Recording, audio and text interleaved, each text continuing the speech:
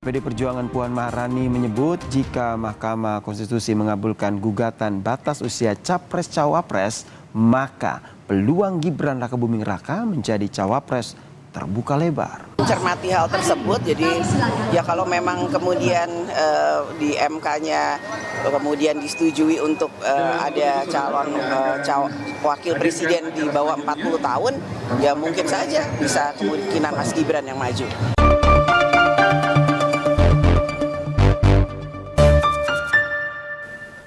Iya, berjumpa lagi dengan Om Ben. Salam seger waras nih.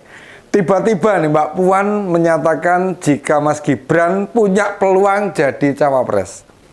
Seandainya gugatan tentang batas usia cawapres dikabulkan MK, banyak pihak melihat gugatan batas usia ke Mahkamah Konstitusi dilakukan oleh kubu Gerindra yang menginginkan putra sulung presiden jadi cawapresnya Pak Prabowo. Tapi oleh kelompok oposisi, gugatan itu atas perintah Pak Jokowi dengan dalih oligarki.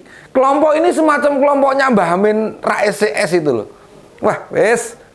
Memang nama keluarga presiden terus-menerus dikaitkan, disinggung-singgung dengan Pilpres 2024 yang akan datang. Sebelumnya ya hanya Pak Prabowo saja yang nenteng-nenteng nih, ngusung-ngusung, bopong-bopong nama presiden maupun putra sulungnya. PDIP sebelumnya tidak melakukan itu.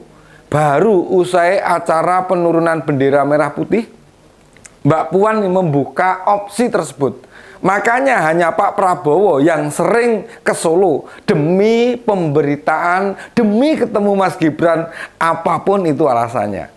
Sementara Pak Ganjar murni menjalankan tugas gubernur. Kalau memang harus ke Solo, ya berarti ketemu. Kalau tidak ke Solo, ya tidak ketemu. Termasuk dengan presiden. Dengan presiden saja nih. Acara terakhir Pak Ganjar, kalau tidak salah 13 Juni. Itu pun Pak Ganjar yang dipanggil ke istana. Praktis sudah beberapa bulan. Tidak ada runtang-runtung presiden dengan Pak Ganjar di depan publik. Beda kondisinya dengan 4 bulan pertama tahun ini. Dan itu menggambarkan presiden benar-benar ingin para kandidat yang dipilih rakyat, ya murni karena si capresnya sendiri. Bagaimanapun, beliau bakal segera meletakkan jabatannya. Kalau masih banyak intervensi, tentu malah membebani penggantinya. Lihat saja nih, hingga Pilpres tahun depan hampir akan sangat berkurang sekali intensitas perjumpaan presiden dengan Pak Ganjar juga Pak Prabowo. Nah, yang jadi soal, koalisi gemuk pendukung Pak Prabowo ini kan nggak pede, nggak gentle, nggak yakin kalau rakyat memang mau memilih Pak Prabowo. Ya karena Pak Prabowo-nya. Tapi apa sih sebenarnya faktor orang memilih Pak Prabowo? Bingung kita. Bingung kita mau menjelaskan. Masa milih dia karena dekat dengan presiden? Nah, sekarang kayaknya sudah ada jarak nih. Berhubung sudah mulai dibatasi, jalan lainnya ya sedang coba dilakukan Pak Prabowo, ya datang ke Solo, nempel-nempel Mas Gibran, supaya tidak kelihatan ada kepentingan kontestasi 2024. Pak Prabowo udah sampai menggait beberapa relawan Gibran untuk mendukung dirinya. Mereka berada di relawan Bolone Mase yang berhasil dialihkan untuk mendukung mantan Danjen Kopassus itu. Terakhir kegiatan Pak Prabowo di Solo, acara Hari Veteran. Dia sengaja datang sehari sebelumnya dan diduga mengagendakan bertemu Mas Wali. Namun kayaknya sengaja tidak ditemui Mas Wali, kecuali pas acara Hari Veteran di UNS itu.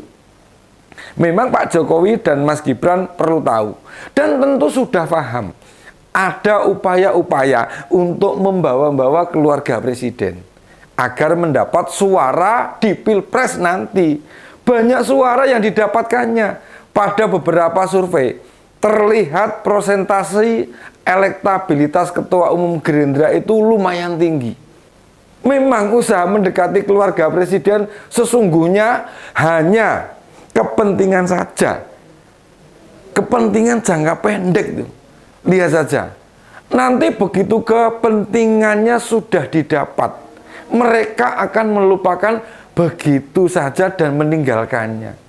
Yang jelas masih akan ada banyak orang yang hilir mudik ke ruang dinas wali kota Solo dengan segala macam alasan, ingin bertemu lah, mulai dari yang cuma foto berdua, ngajak makan siang, ngonten di channel YouTube, meresmikan ini dan itu, olahraga bersama, atau pura-pura bertanya ingin belajar sebuah proyek di Solo. Popularitas Mas Gibran juga Pak Jokowi saat ini jadi sorotan banyak orang. Bahkan konon ada yang rutin mengunggah aktivitas harian Mas Wali. Dalam sebulan ini bisa mendapat uang puluhan juta. Tidak ada yang salah dengan itu. Tapi bagaimana bila kedekatan dengan Mas Wali kemudian berdampak pada cara berkuasa yang merugikan rakyat? Inilah yang mesti difahami oleh Mas Gibran. Mereka, para kelompok kepentingan, hanya ingin menjadikan alat legitimasi, semacam dekat tapi seolah-olah kayak-kayaknya. Sepertinya dekat dalam terminologi sosiologi. Legitimasi itu semacam cap atau stempel, pengesahan, atau malah persetujuan kalau mereka memang dekat dengan keluarga presiden. Sayangnya, dalam kondisi struktur sosial masyarakat Indonesia, kedekatan atau legitimasi sering ditelan mentah-mentah.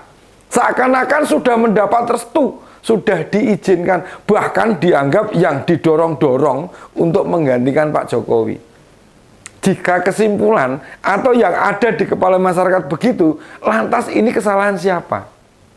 Kita tentu tahu bagaimana perasaan Mas Wali, anak muda yang meski level jabatannya tingkat kota, tapi pejabat setingkat menteri, ketua umum partai, bahkan pimpinan negara lain ikut-ikutan ingin bertemu.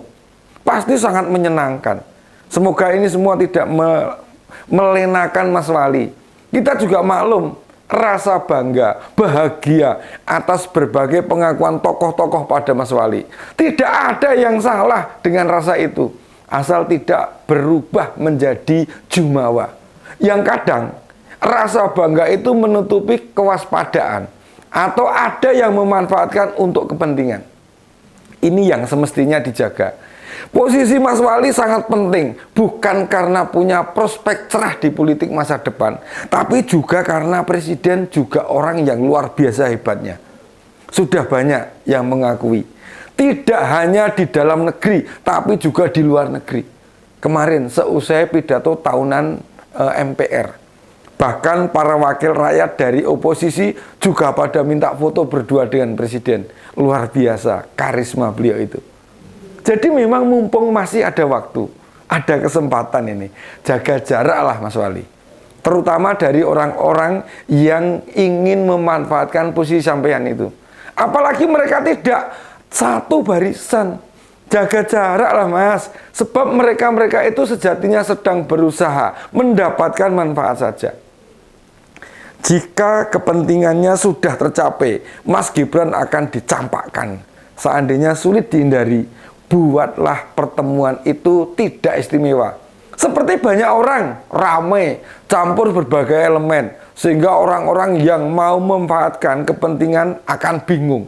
Ini demi menjaga marwah Mas Wali dan juga presiden kita bersama Pak Jokowi. Dalam sejarahnya, Solo memang sudah jadi jejak pertarungan gagasan politik.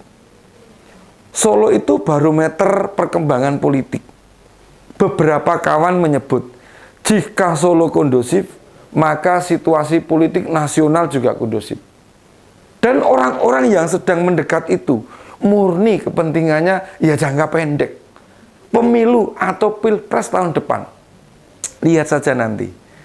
Usai Februari, apalagi setelah Pak Jokowi meletakkan jabatan, mereka seperti lupa semuanya. Pura-pura pernah butuh atau Mas Wali yang minta tolong. Demikian opini Om Ben kali ini. Salam seger waras.